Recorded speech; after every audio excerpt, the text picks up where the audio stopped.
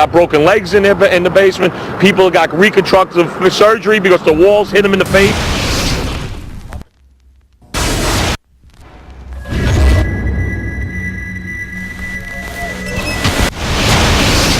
According to standard operating procedure, if an FAA flight controller notices anything that suggests a possible hijacking, the controller is to contact a superior. If the problem cannot be fixed within about a minute, the superior is to ask NORAD, the North American Aerospace Command, to send up or scramble jet fighters to find out what is going on. NORAD then issues a scramble order to the nearest Air Force base with fighters on alert.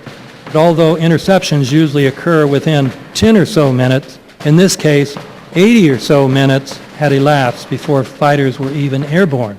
It's a mind-bending anomaly. Not a single U.S. Air Force interceptor turns a wheel until it's too late.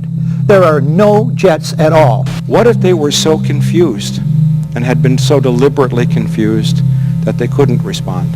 The reason that they didn't know where to go was because a number of conflicting and overlapping war game exercises were taking place. It involved the insertion of false radar blips onto radar screens in the Northeast Air Defense Sector. Center Team U, we have a problem here. We have a hijacked aircraft headed towards New York. We need someone to scramble some F-16s or something up there to help us out. Is this real world or exercise? Is this real world or exercise? There was another exercise, Vigilant Warrior, which was in fact, according to a NORAD source, a live-fly hijack drill being conducted at the same time. With only 8 available fighter aircraft, and they have to be dispatched in pairs, they were dealing with as many as 22 possible hijacks on the day of 9/11, and they couldn't separate the war game exercises from the actual hijacks.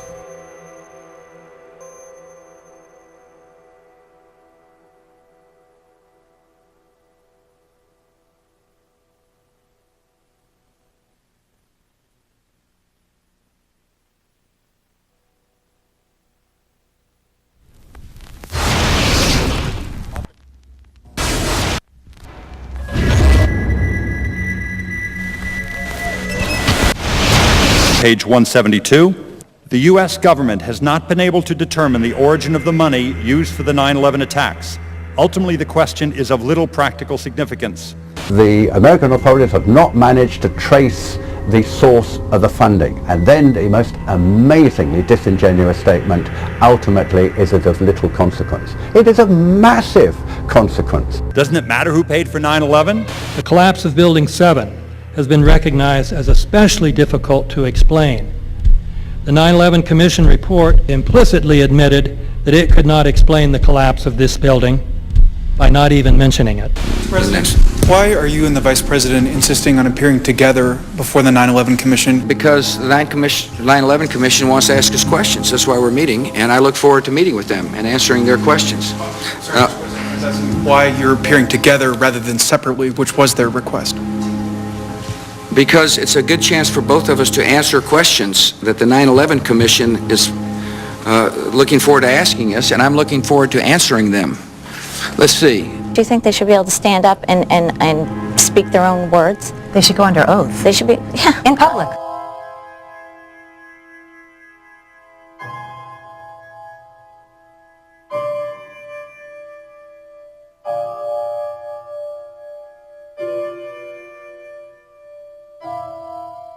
Don't you think that the families deserve to have a transcript or to be able to see what you Adam, said? you asked me that question yesterday. I got the same answer, yeah. The final report was a unanimous report. That means that if there was a single commissioner who had any objection about anything, that fact would be dropped from the report. We have found out that he not only served on the transition team of the Bush administration, that he was a person who wrote a draft memo for the setup of the Bush administration's National Security Council, that he was an individual who wrote the preemptive war strategy that was eventually used for the war in Iraq, that he is a close friend of Condoleezza Rice's. We want him to resign. There is literally nothing in the 9/11 report that the Bush administration did not approve of. We can understand, therefore, why the Commission, under Zelikow leadership, would have ignored all the evidence that would point to the truth, that 9/11 was a false flag operation intended to authorize the doctrines and funds needed for a new level of imperial mobilization.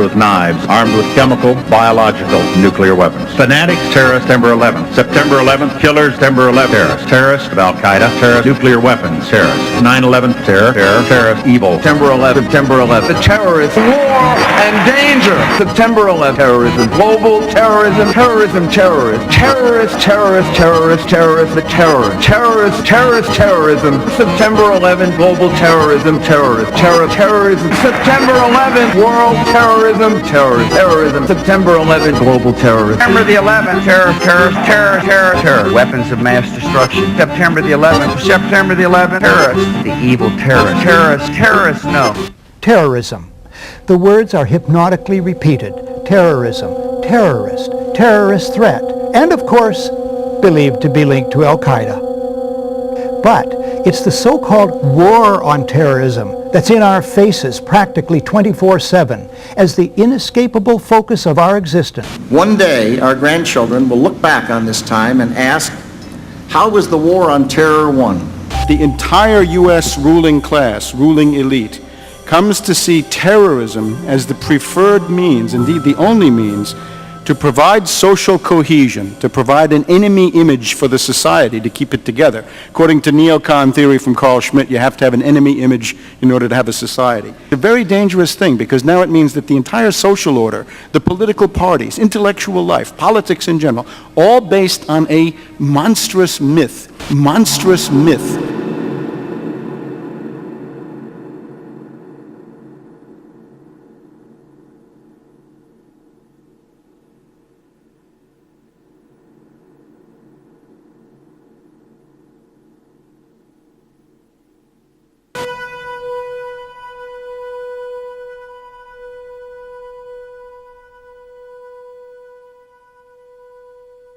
Yes. So my plan is to use this whole Muhammad thing. I'm going to use fear to get them to do what I want. Isn't that like terrorism? No, it isn't like terrorism. It is terrorism. I could do that. This is manipulation at its highest level. You should let me handle this. Look, the CIA has done in this country what they've done to us is unbelievable. Look at the terrorists.